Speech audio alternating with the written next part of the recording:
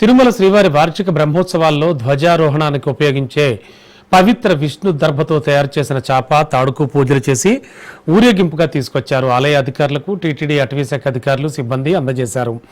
అనంతరం శ్రీవారి ఆలయం రంగనాయకుల మండపంలోని శేషవాహనంపై దర్భతో తయారు చేసిన చాప తాడును ఉంచారు. ఎల్లుండి ధ్వజారోహణంలో వీటిని ఉపయోగిస్తారు. బ్రహ్మోత్సవాల ఆరంభానికి సూచికగా ధ్వజారోహణం నిర్వహిస్తారు.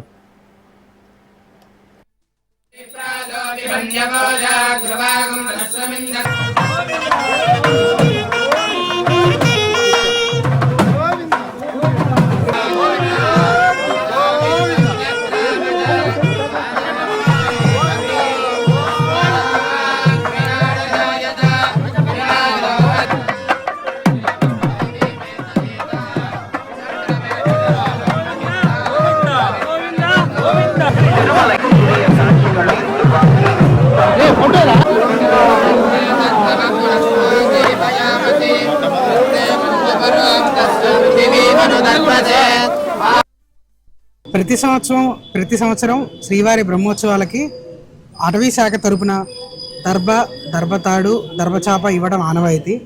అలాగే ఈ సంవత్సరం కూడా మా అటవీ శాఖ వారు ఏర్పేడు వద్ద నుంచి దర్భ తీసుకొచ్చి ఎన్నో రోజులు శ్రమించి స్వామివారికి కావలసిన దర్భ తాడు మరియు చాప ఇవ్వడం జరుగుతుంది. అది ఇవ్వడానికే ఇవాళ మేమందరము స్వామివారి సన్నిధికి వెళుతున్నాము. ఓం నమో వెంకటేశాయ.